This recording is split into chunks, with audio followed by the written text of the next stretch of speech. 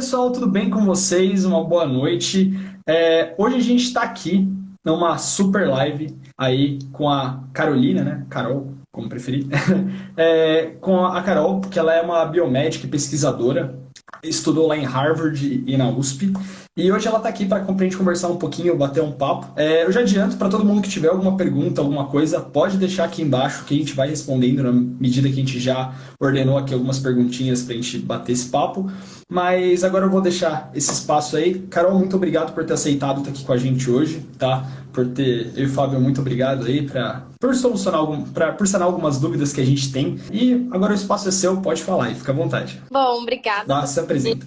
de novo por me convidar. Acho incrível essa junção do mundo da internet com o mundo acadêmico. Acho que é a melhor forma de divulgação científica, que eu acho que é o que a gente mais precisa. E, bom, eu sou a Carolina, como o Léo falou. A minha formação, eu sou biomédica de formação, então eu fiz biomedicina na FMU, que é uma faculdade particular, que é a Metropolitanas Unidas, né? Acho que ela é bem conhecida em São Paulo. E durante a minha graduação, eu fiz uma iniciação científica, que foi quando eu comecei a gostar da pesquisa e da ciência, que eu fiquei 2 anos trabalhando no Instituto Butantan. E lá eu trabalhava com coisas completamente diferentes do que eu faço hoje. Lá eu trabalhava com veneno de peixe.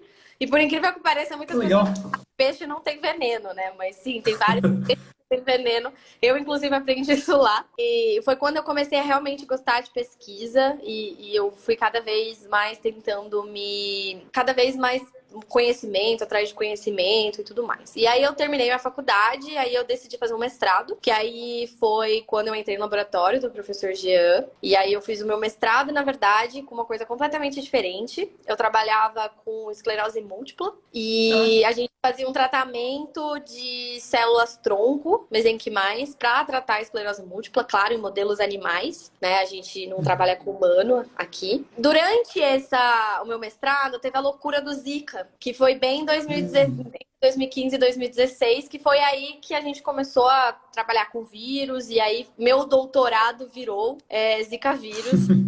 E várias outras coisas, mas hoje a gente trabalha bastante com vírus. E aí, durante o meu doutorado, eu tive, então, a oportunidade de passar um ano fora. Eu fui para os Estados Unidos e, inclusive, voltei faz menos de 2 semanas. E eu tive a felicidade de ir para Harvard, que foi uma grande universidade, onde eu pude aprender muitas coisas. E aí, agora eu voltei, preciso terminar meu doutorado. Isso. Poxa, que legal. Não, um know-how incrível, né? Então você já trabalhou no Butantan, conseguiu... A parte que você trabalhou, que você, né, pelo menos foi o que a gente pesquisou, a parte que você trabalhou com a USP foi nessa parte com o Butantan ou você chegou a estudar na USP mesmo, fazer algum trabalho com a USP? Isso, durante a minha graduação eu estava no Butantan, mas tanto o meu mestrado quanto o doutorado eu estou aqui na USP. O meu mestrado e o doutorado inteiro são aqui pelo Instituto de Ciências Biomédicas da USP, não pelo Butantan. Bacana. Legal, legal. Foi Não, o ótimo. Butantan que abriu portas para vir para cá. É o que a gente já tinha conversado antes, mas é muito legal ver, né, que o Butantan e a USP em si, eles são bem entrosados, né, nessa questão.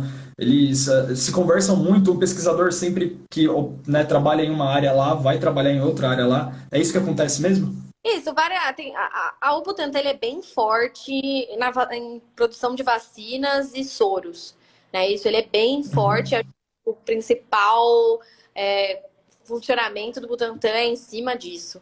Mas claro que também acontece pesquisa básica, pesquisa clínica, acontece várias coisas lá dentro e tem justamente essa parte que ela tem interação com a USP, né? Que aqui é mais um centro de pesquisa.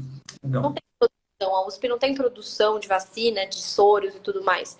E aí a pesquisa passe entre a Universidade de São Paulo e o Instituto Butantan. Então, realmente, eu acho que as duas coisas complementam bastante. Então, tipo, a pesquisa pode acontecer em um dos dois, né? Mas quem faz a produção efetivo é o Butantan. Isso. Legal. Muito bacana. E, bom, vamos lá, Carol, pra gente começar.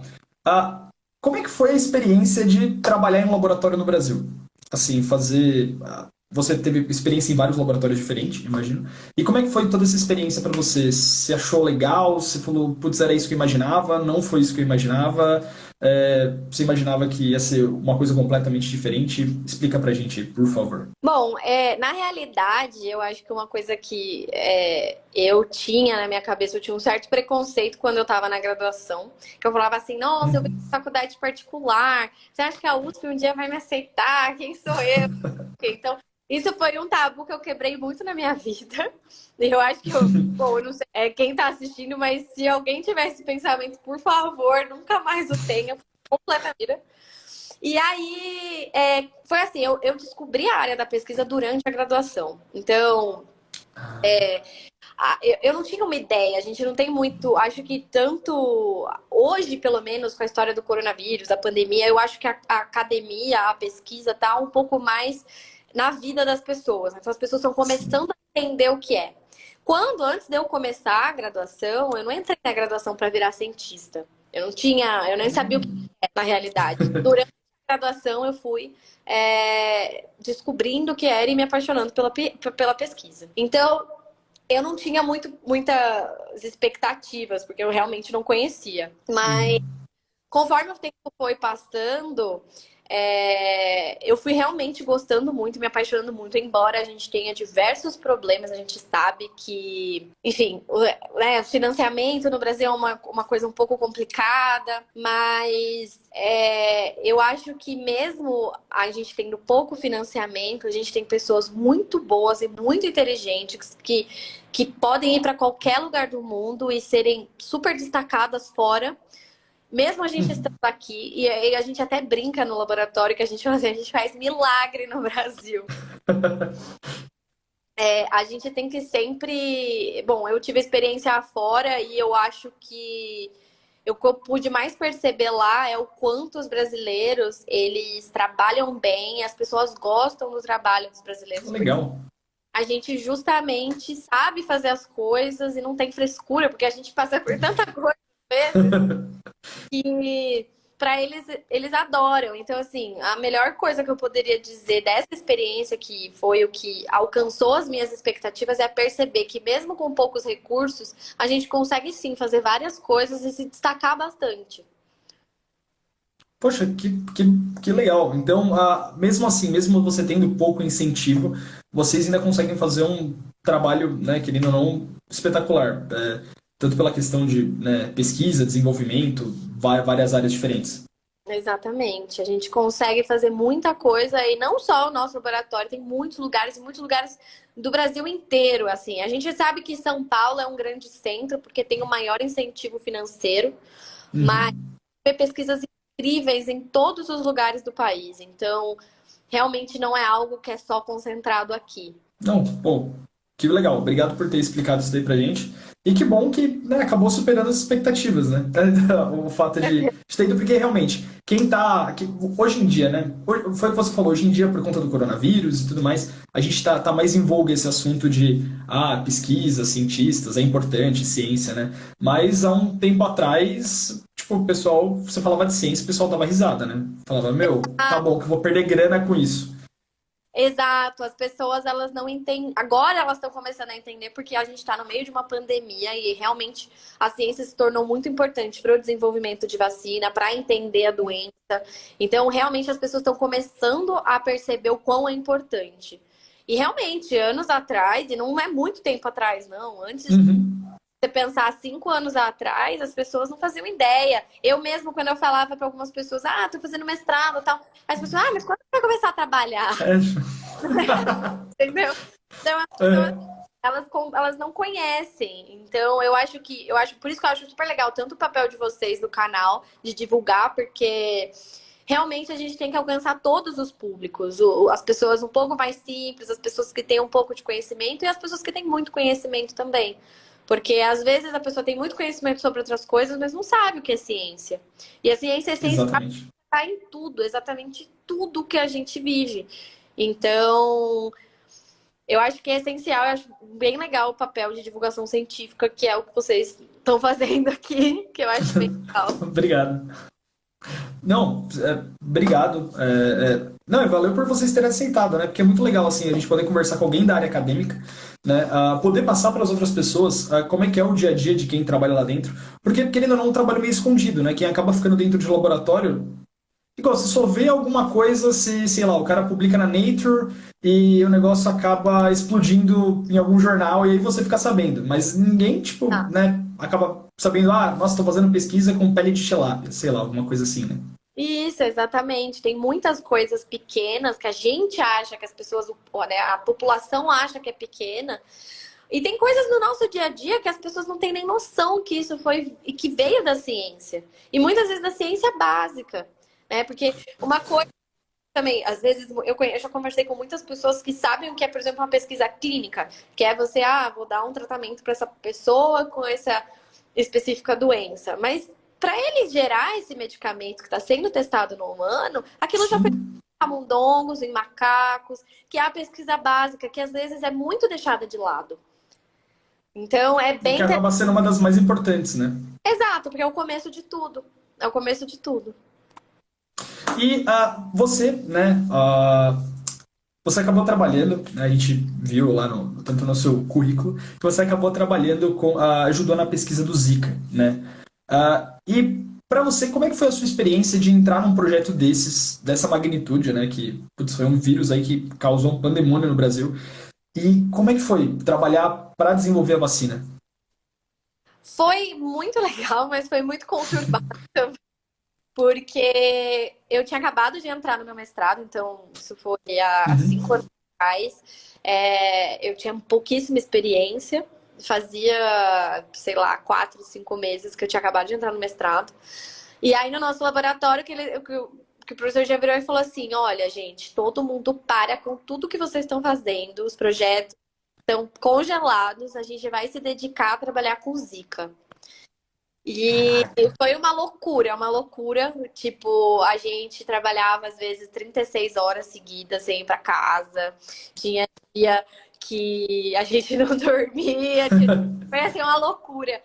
E assim, embora tenha sido uma fase difícil, foi um retorno muito bom da gente ter certeza que a gente pôde contribuir. Porque justamente pelo que a gente estava falando, às vezes a gente faz algumas coisinhas tão pequenas porque como a ciência é básica, é, como eu disse, o reconhecimento da pesquisa básica às vezes é atrasado, não chega e tudo mais. Então, dessa forma, com o corona está sendo agora e como o Zika foi, é, a gente teve um reconhecimento e a gente teve a gente se sente, eu tive uma participação em algo que pôde fazer um bem para a sociedade. Porque na época, o que mais precisava se saber era se o vírus causava ou não microcefalia. Era o que mais precisava saber. Porque embora tivessem vários casos que sugeriam isso, a gente sabe que as pessoas, elas não são controladas, elas podem ter diversas doenças. Sim. Você sabe que a mistura de vírus, bactéria com diversos micro-organismos podem ter reações diferentes. Então, a gente precisava dessa resposta na época, que era provar em modelo experimental. Por quê? Porque no modelo experimental a gente controla exatamente tudo o que acontece com o animal. Então, a gente conseguiu provar que lá a gente colocou o Zika na mãe, o Zika passou para o feto e o feto nasceu com problema de microcefalia, assim, Caraca. está causada pelo Zika vírus. Então, isso é muito gratificante para a gente, porque a gente conseguiu dar um retorno para a sociedade que às vezes é muito difícil de dar, né? E as pessoas Legal. conseguirem enxergar. E aí, com tudo isso, né, como a gente tinha desenvolvido um modelo animal para estudar a síndrome congênita Uhum. causada pelo Zika vírus, o professor Dambaru, que eu acho que o Jean falou semana passada, mas Sim, comentou. entrando em contato com o nosso laboratório para ajudar a desenvolver essa vacina, porque na realidade ele Legal. fez todos os experimentos e tudo foi feito lá nos Estados Unidos, mas com uma ajuda nossa de modelos experimentais, como funcionava o modelo, o que fazer, o que não fazer e tudo mais. Então, é incrível a gente pensar que o nosso trabalho de formiguinha realmente teve um impacto na sociedade. Não, com certeza. Qualquer ajuda, né? Qualquer parcela de ajuda já é uma grande ajuda, ainda mais numa doença que não afetava só a mãe, né? Acabava afetando o filho. E hoje em dia a gente tem milhares de casos no Brasil, né? De microcefalia devido ao Zika, né? Isso, a gente tem muitos casos. Hoje são mais de 3.000 bebês com microcefalia. E assim, são crianças que vão precisar de um auxílio para o resto da vida. E a gente sabe que, infelizmente, as pessoas mais afetadas foram as áreas mais pobres do Brasil, principalmente Isso é no verdade. Nordeste. Então, é muito complicado a gente pensar como essas crianças vão sobreviver a tudo isso por longos anos, porque às vezes os pais mesmos não têm recursos para ajudar as crianças. Então, realmente é uma situação muito triste, muito impactante na sociedade. Realmente. É muito difícil, é uma coisa que, querendo ou não, a criança vai aí precisar de auxílio pro resto da vida, né? Não é uma Sim, coisa que é tratável, é curável, né? exato, exato. E mantendo no assunto, mas fazendo um pouquinho de mudança, muitas pessoas já acham difícil, né, fazer o bacharelado, você entrar na faculdade e tudo mais. E como é que foi a experiência de fazer um mestrado? Que, assim, acho que pouquíssimas pessoas que eu conheço têm mestrado. E como é que foi? E é tão loucura quanto o pessoal fala que realmente deixa as pessoas noites sem dormir? Como é que funciona? O meu mestrado foi um pouco mais conturbado do que o normal por conta da epidemia do Zika. Então, normalmente Uhum. tão conturbado assim. Mas não é. As pessoas imaginam, elas acreditam que tudo isso seja muito difícil, muito inalcançável. E foi justamente isso que a gente acaba percebendo que não. A universidade está aqui, sempre de portas abertas, entendeu? Aqui, por exemplo, no departamento onde eu trabalho, a gente tem que prestar uma prova para entrar. Então, o que você precisa é estudar e tirar uma nota, sabe, acima da média. Ok. Você não tem muitos concorrentes, porque normalmente o número de vagas é grande, então você não precisa concorrer com outras pessoas, você precisa fazer só o seu, que é tirar a média A nota, né? nova, entendeu? E aí é aquilo, a gente fazer ciência, a gente precisa disso, a gente precisa entrar num programa que hoje, na maioria, é dentro das universidades públicas. A gente tem pesquisa é, em outros centros privados, mas ainda a maior porcentagem de pesquisa é feita nas universidades públicas. Então você precisa disso, você precisa conhecer um orientador, e assim, para mim foi muito fácil achar um orientador, embora eu achasse Legal. que ia ser um bicho de sete cabeças. Não, os professores aqui precisam de alunos e precisam de alunos bons, entendeu? Então, Uhum. foi super simples o contato com os professores daqui, eles são super acessíveis. E aí eu entrei no departamento e comecei a trabalhar. E aí a gente começa Legal. a ter um projeto de pesquisa que a gente pensa numa hipótese e a gente precisa pensar em como a gente vai responder essa hipótese, para provar se ela Uhum. está certa ou se ela está errada, porque nem sempre ela está certa. Sim. E aí que eu acho que é a dificuldade para algumas pessoas, porque Tá. a ciência tem essa frustração, que às vezes a sua hipótese está errada. Eu não tenho o que fazer. Hum. Então, algumas pessoas levam isso de uma forma um pouco mais, né, um pouco mais difícil, porque realmente Uhum. é frustrante você trabalhar 2, 3 anos em um projeto para você chegar no final e falar, putz, não era nada disso. Mas E é normal. uma dúvida. Nesse caso de você chegar lá no final e, vamos supor, a sua hipótese caiu por terra, o fato da sua hipótese cair por terra vale ou você tem que começar alguma coisa do zero? Não, você pode. Assim, primeiro, você tem que ter os seus objetivos muito bem delineados e ter técnicas e formas de responder a sua pergunta. Então, isso tem que ser Uhum. muito bem estruturado e fazer todo sentido. Então, as pessoas vão avaliar isso, não só o final da sua hipótese, se ela está certa ou se ela está Hum, errada, mas se ela foi respondida da forma correta.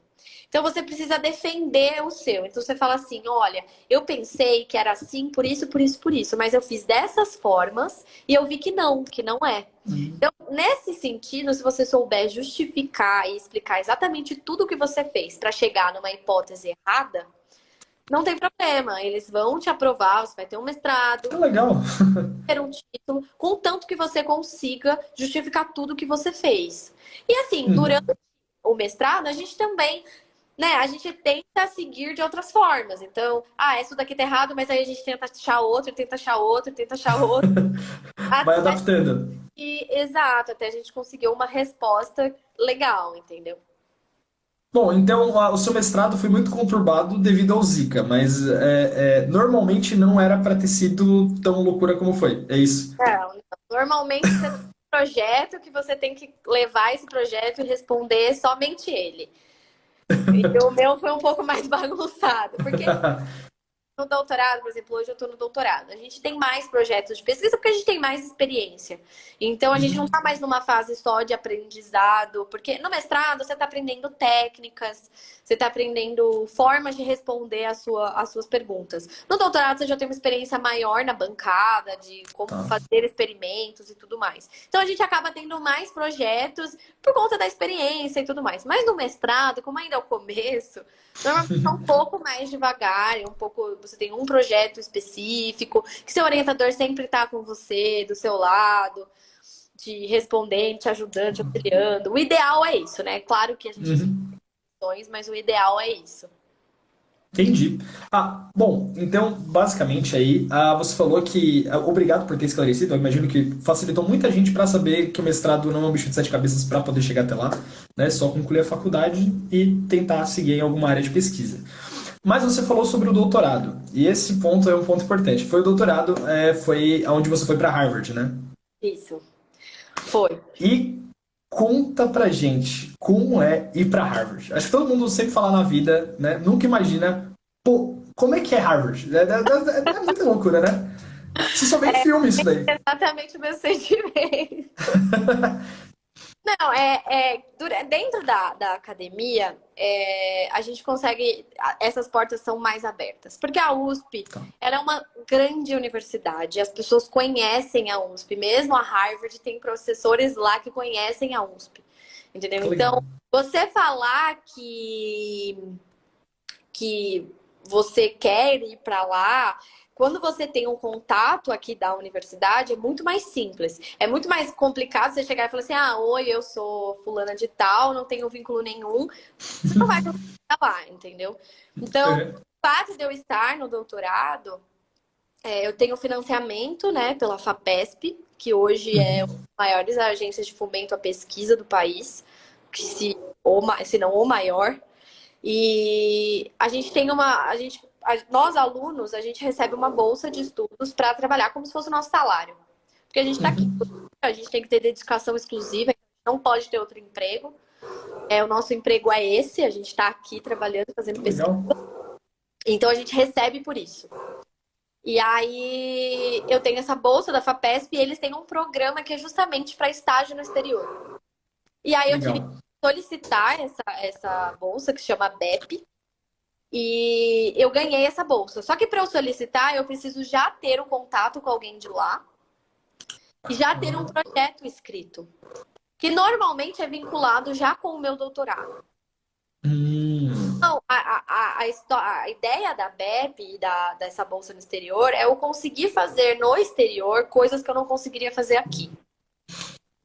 Então, técnicas mais sofisticadas, mais caras. E a outra, aprender técnicas novas, aprender com profissionais que sabem muito mais do que a gente em alguns aspectos.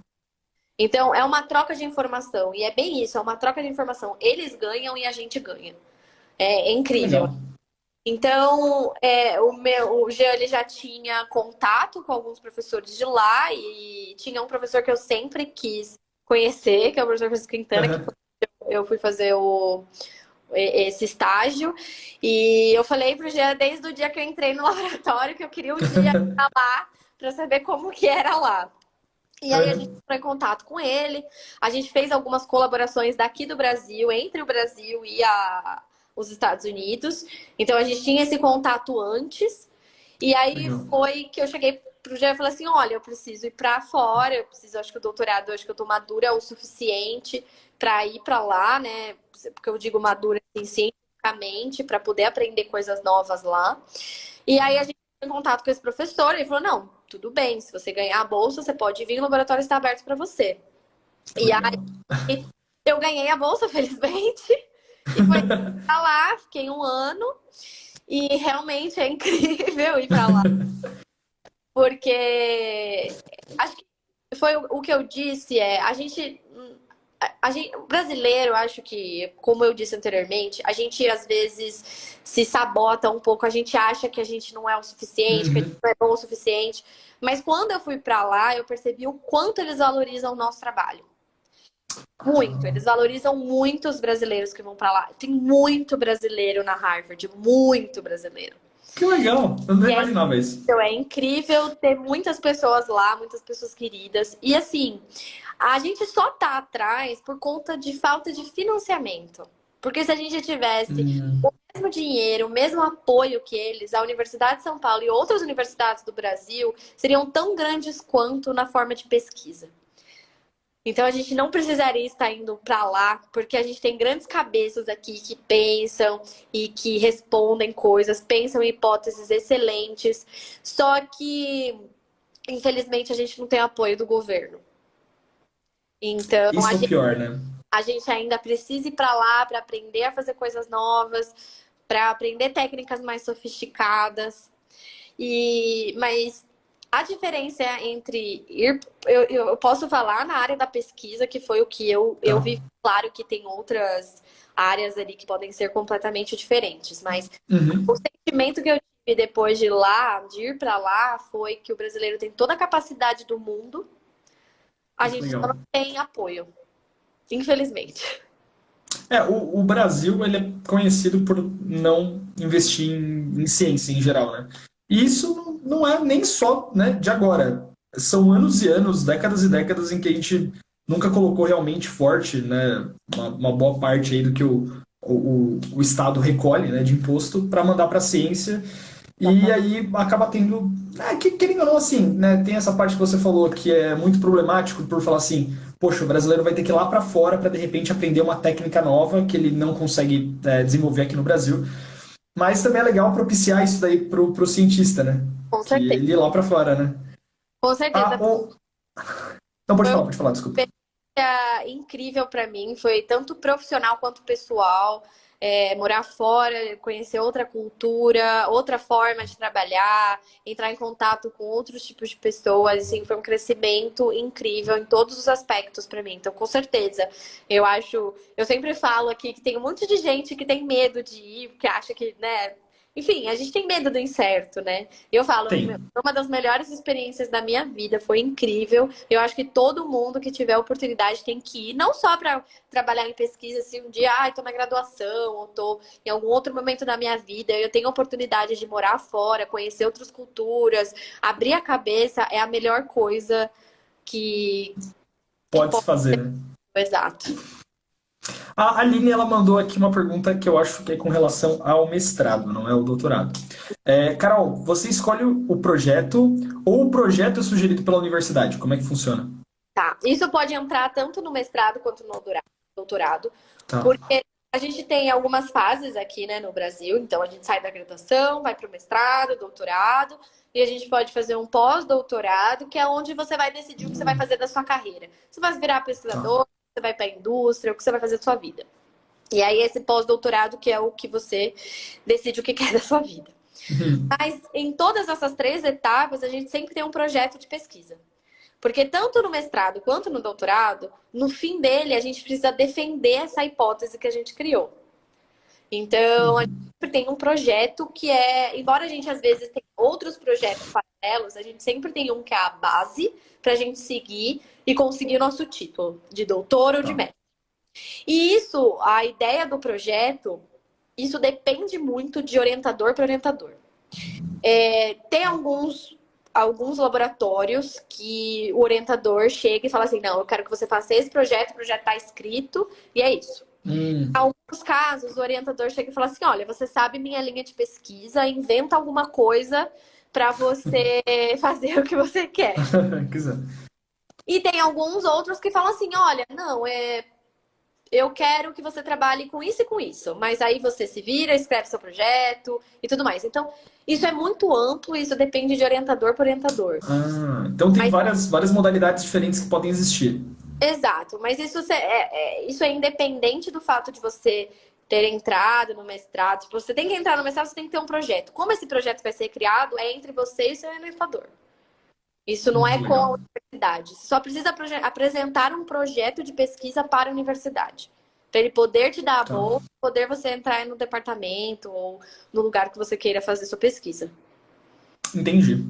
O Fabinho, ele mandou uma pergunta aqui pra gente, perguntando, comparando o estudo de lá com o daqui, qual a principal diferença, claro, né, tirando o orçamento que o de lá deve ser maior?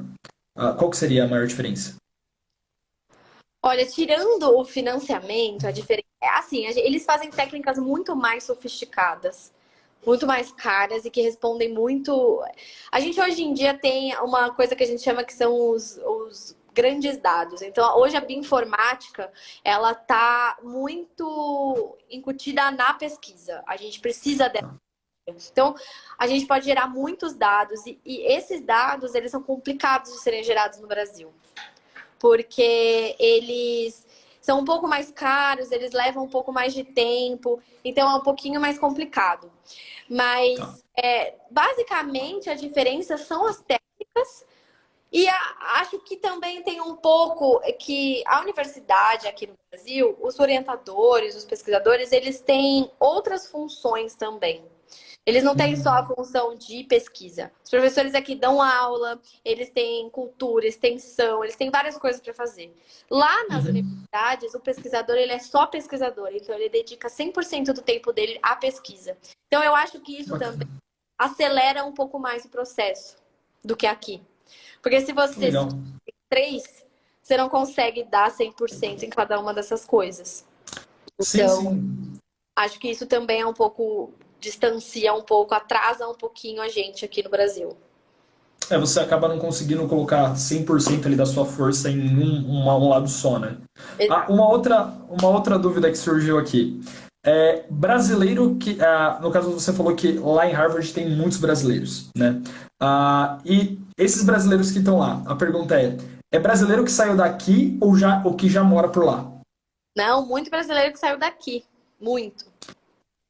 Quando eu fui lá no mesmo laboratório que eu, tinham 2 alunos da medicina da USP, eu, aluna de Que doutorado, legal. e tinha uma pós-doutoranda que era contratada pela Harvard, que também era do Brasil. Que também nasceu aqui, fez aqui mestrado e doutorado, e no pós-doutorado ela teve a oportunidade de ir para lá. Então, Que legal. tem bastante gente que nasce lá também, fica por lá, ou nasce aqui e vai quando era criança. Mas dentro da universidade eu só conheci pessoas que faziam coisas aqui no Brasil e foram para lá depois. Foram fazer esse intercâmbio lá, né? Exato. É porque assim, esse intercâmbio que eu fiz abre muitas portas para você ser contratado por lá, por exemplo. Então, Que legal. as pessoas te conhecem, ela conhece seu trabalho e eles aceitam porque você não está sendo paga por eles não estão gastando nem R$ 1 com você. Então, você vai lá, chega, mostra o que você sabe fazer, ele gosta ou não gosta, e você acaba tendo oportunidade para seguir sua carreira lá. Então, muita gente fica. Muita gente acaba Que ficando. legal. É. Então, tipo, de repente um laboratório, sei lá, algum olheiro, alguma coisa, pode te olhar lá e falar, pô, bacana, gostei do trabalho que você está desenvolvendo, vem trabalhar comigo. O próprio laboratório que você tá, então, por exemplo, eu tava lá no laboratório do professor Francisco Quintana, e aí eu tava fazendo doutorado, aí ele pode simplesmente falar assim, olha, eu quero te contratar, você pode vir, te contrato por 3 anos, aqui é seu salário, você faz um contrato, entendeu? Então, acontece muita gente acaba ficando, porque, como eu disse, brasileiro não tem preguiça de trabalhar, então ele fala muito, porque a gente tem muita formação, muita conhecimento, daqui a gente adquire muito conhecimento, tem muitas pessoas muito boas no Brasil. Então eles vai para lá, os brasileiros vão para lá, eles ficam realmente impressionados e eles querem absorver os brasileiros lá, sempre. Conheço muita gente que acabou sendo absorvida no sistema. Que legal. Outra dúvida aqui que também surgiu aqui do pessoal. Qual o objetivo do pós-doutorado? Então, o objetivo do pós-doutorado, na verdade, assim, ele não tem um objetivo, porque o mestrado e doutorado você tem uma tese para você seguir. Então você tem que você tem um objetivo, uma hipótese, você precisa provar ela ou não. No pós-doutorado, você também tem um projeto científico, só que você não tem que defender uma hipótese no final. Ali, quando você é pesquisador, pós-doc, você já é um pesquisador formado, porque você já é doutor, você já foi mestre, Então, normalmente, esse pós-doutorado é um limbo entre você ser aluno e você ser pesquisador contratado. Então, normalmente, Hum, as pessoas demoram 2, 3 anos num doutorado para você conseguir se achar. Então, logo após que você termina o doutorado, você tem várias carreiras que você pode seguir. Você pode virar acadêmico, entrar numa universidade, ser pesquisador e professor. Você pode trabalhar numa indústria farmacêutica, você pode trabalhar em consultoria médica, você pode trabalhar em várias coisas. E normalmente no pós-doutorado é onde o pessoal, é o limbo onde o pessoal decide isso tudo. Porque aí você deixa de ser aluno, mas você ainda não é um profissional contratado por algum lugar. entendi. Você ainda é bolsista. Então, é onde a fase de decisão das pessoas. Então, muitas pessoas às vezes querem prestar concurso público, mas a gente sabe que o concurso público não abre todo ano e, enfim. Então, essa é a forma dos pesquisadores esperarem, continuam trabalhando, continuam desenvolvendo projetos de pesquisa Legal. para esperar abrir um concurso público ou conseguir um emprego, alguma coisa, para a gente não É ficar. uma forma de você continuar trabalhando, né? Isso, exatamente. Exatamente. E perguntaram aqui, qual o seu objetivo no pós-doutorado? Eu não sei nem se você pode falar isso. E qual que é a área que você quer seguir ali depois do pós-doutorado? Então, isso é uma dúvida que eu ainda quero tirar. Durante toda a minha formação, embora eu tenha migrado entre esclerose múltipla, zika, corona e tudo mais, o meu objetivo sempre foi trabalhar com neuro. Então, eu Legal. sempre gostei de estudar o cérebro, as doenças que afetam o cérebro. Então, isso acho que é a base da minha formação. Então, Legal. isso eu não quero tirar. Então, independente de qual área eu for seguir, eu sempre quero seguir na neuro. E na neuroimunologia, né? Que é a parte Legal. do sistema imunológico, que é onde a gente combate os vírus, bactérias e tudo mais, com a relação com a neurologia. Então, eu ainda tenho 2 anos de doutorado, na verdade. Então, eu ainda Para tenho tempo. decidir. Tá, exato. Eu ainda preciso defender a minha tese de doutorado. Mas provavelmente, com certeza, eu quero fazer um pós-doutorado. E eu quero continuar nessa área de neuroimunologia. E depois do pós-doutorado, a gente tem opções. A gente pode virar pesquisadora, a gente pode ir para a indústria. E eu estou começando a balancear as duas opções e pensar nas duas opções. Porque, infelizmente, a pesquisa no Brasil ainda é muito. Falta recursos, falta oportunidade, então não tem como todo doutor que se forma na universidade ser absorvido pela universidade. Não tem essa opção, não existe. A gente forma aqui no departamento 10 doutores por ano, não abre 10 concursos públicos por ano. Entendeu? Entendi. Então, a gente tá.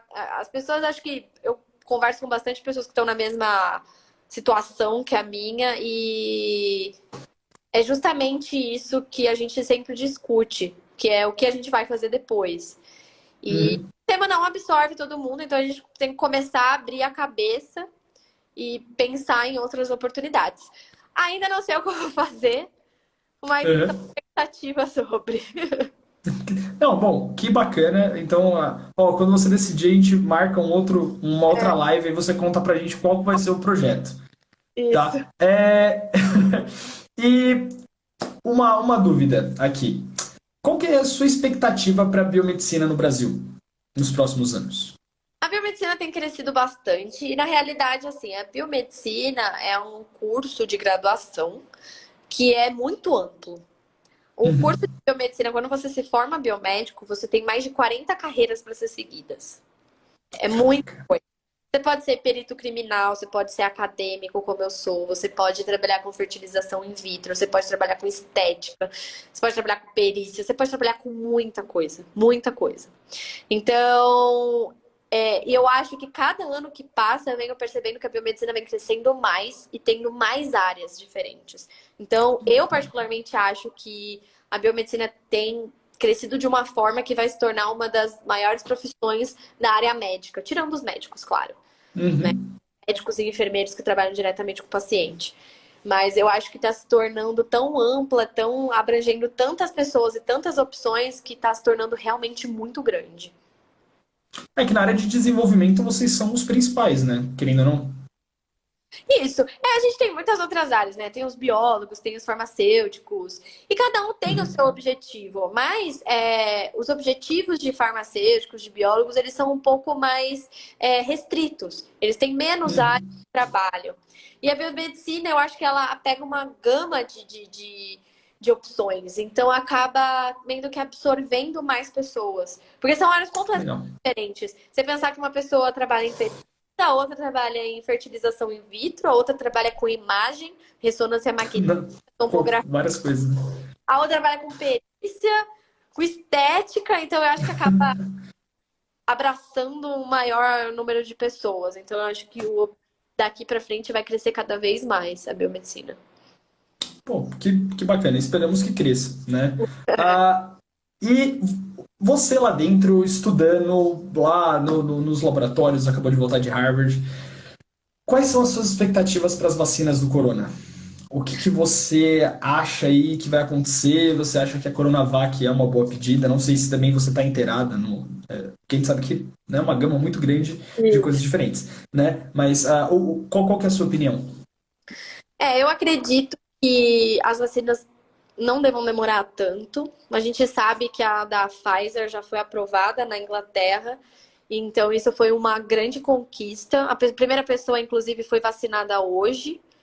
Legal, fiquei sabendo. Então, eu acho que a gente tem que observar, porque uma vacina aprovada, ela quer dizer que ela já passou por várias fases de desenvolvimento e testes. Então, Uhum. a gente precisa ver, porque assim, quando a gente faz uma fase 3 são milhares de pessoas que são vacinadas e testadas. Mas o corona, ele tem tido. A gente sempre teve a ideia de que você pega uma vez a doença e você não vai precisar, você não vai pegar mais ela. E o Uhum. corona está um pouco desmistificando isso, porque tem muitas pessoas que não estão produzindo anticorpos o suficiente para manter uma resposta imune prolongada e tudo mais. Então, eu acho que a gente precisa dessa fase, eu acho que é uma coisa muito boa essa vacina ter sido aprovada. O Coronavac está aí, também vai ser logo, eu acredito que logo a vacina seja Anvisa, né? liberada, porque Uhum. ela realmente está tendo resultados muito bons. Mas para a gente ter noção realmente se isso vai conseguir proteger a população inteira e tudo mais, eu acho que leva um pouco mais de tempo do que a gente quer. Infelizmente, eu acho que a É. gente ainda vai ter que continuar com as medidas de prevenção, como máscaras, lavar as mãos, não entrar em contato com muita gente ao mesmo tempo. Quem puder trabalhar de casa, continua trabalhando de casa. Infelizmente, a gente tem que esperar um pouquinho mais de tempo. Mas eu acho, particularmente, que tem sido muito rápido o desenvolvimento dessas vacinas Com certeza. perto de todas as outras. E eu acho que os resultados são bem promissores. Então, eu tenho bastante esperança de que logo a gente vai conseguir passar por isso. Todos esperamos parar de usar máscara o quanto antes, né? Ia ser maravilhoso. Eu acho acho que cabe aqui uma última pergunta que o Fabinho também fez, né? Em Harvard, nesse tempo que você esteve por lá, houve contato com o estudo do Covid ou não? Sua pesquisa lá era uma coisa completamente diferente? Não, minha pesquisa ela era completamente diferente. Na verdade, o meu projeto aqui no Brasil é trabalhando com Zika. E aí eu fui para lá para fazer um pedacinho desse projeto. Só que além disso, era um laboratório de neuroimunologia. E aí eu acabei me Que envolvendo em legal. vários outros projetos que eram do laboratório de lá. Então, eu trabalhava com outras coisas completamente diferentes, que foi ótimo para mim, porque eu aprendi diversas coisas que eu nunca tinha feito na minha vida. Foi com certeza que foi bem gratificante para mim, bem um crescimento muito bom. Mas não, eu não trabalhava com corona, mas o laboratório aqui do Brasil está trabalhando com corona. Então agora que eu voltei, eu tô começando a me inteirar das coisas para poder Que começar legal. com corona. É. Então, agora que você voltou, agora muito provavelmente você vai estar aí junto com a equipe aí trabalhando você é da equipe do Jean, né? Isso.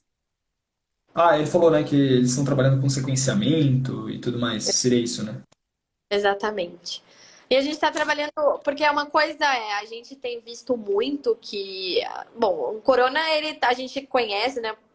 o que está passando na televisão é um vírus que afeta a respiração, afeta os pulmões e tudo mais. Só que tem outras coisas que esse vírus pode afetar e que é uma pequena população. Então, tem muitas pessoas tendo problemas e quadros neurológicos, por exemplo, por conta do coronavírus, que podem ser que não sejam fatais, mas que são quadros que podem levar sequelas para a pessoa. Então, a gente precisa entender não só o emergencial e salvar todas as pessoas do problema respiratório e não deixar essas pessoas morrerem. A gente precisa tratar e conhecer todos os problemas que esse vírus pode causar. Então, como o nosso laboratório é um laboratório de neuroimunologia, a gente entende de células neurais e tudo mais, então a gente está tentando pegar essa parte para tentar entender por que algumas pessoas estão tendo quadros neurológicos e tudo mais. Porque parece que é uma gama, assim, né? Chega a ser até... porque você vai ver que tem gente, às vezes, que para de andar, e tem gente que, às vezes, tem trombose, e tem outros que tem problema no fígado, e você fala, o que tem a ver uma coisa com a outra, né? Exato, tem muitas pessoas que estão tendo problemas intestinais. Um dos sintomas é problema de diarreia e tudo mais, e ninguém sabe o que está acontecendo. Então, acho que não só a gente, tem vários grupos que estão tentando entender também esses outros problemas que o corona está causando. Bom, então esperamos, né, que essa pandemia passe o quanto antes, para a gente poder retornar às nossas vidas, né? Carol, muitíssimo obrigado por ter tido esse bate-papo aqui com a gente. Acho que é muito esclarecedor, é muito legal falar com alguém que é da área, alguém que está lá na labuta, no dia a dia, realmente fazendo a diferença, trabalhando, né, que no futuro o Brasil se torne alguém muito mais promissor em questão de ciência, né? E também em questão de divulgação científica, e que, né, a gente espera próximas lives com você atualizando a gente aí, se possível, mais pra frente, falando aí sobre, deu certo, o nosso laboratório descobriu X coisa, vai ser bem legal ter você aqui novamente. Ai, tá bom, Carol? Obrigada. Muito obrigada. Legal, de novo, eu agradeço a unidade, porque eu acho que é a divulgação científica que vai fazer diferença na vida dos pesquisadores, mas mais ainda na vida da própria população, que vai começar a entender melhor o nosso papel. Bem legal. Parabéns para vocês por fazerem parte disso. Obrigado. Eu e o Fabinho, a gente agradece demais. A Fabinho tá até mandando, é muito bom, conteúdo sensacional. Ficou realmente... Parabéns, Carol, você é muito inteligente, incrível. E, Carol, agora eu deixo um espacinho aí pra você, antes da gente finalizar, se você quiser passar suas redes sociais, as redes sociais do projeto de vocês lá do laboratório, fica à vontade, o espaço é seu.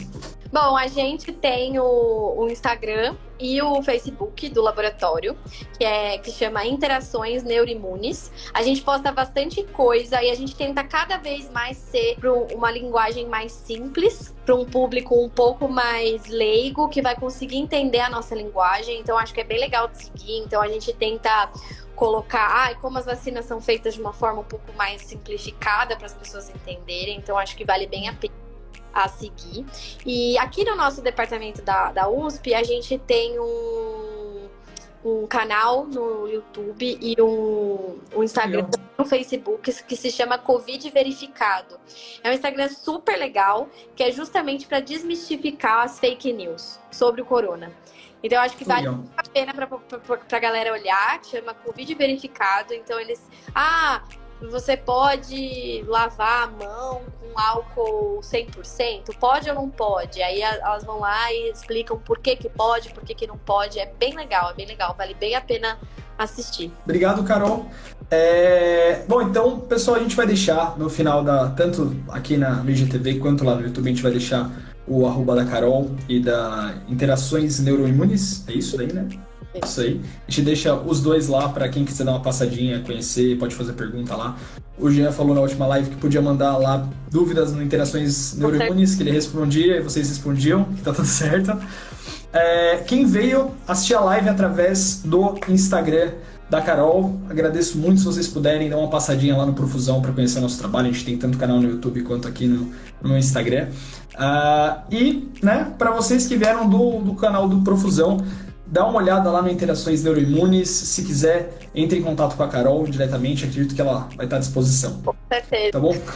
Obrigado, Carol. Tenha uma ótima noite. E, mais uma vez, muito obrigado pela entrevista aí. Obrigada, gente. Boa noite. Tchau, tchau. Tchau.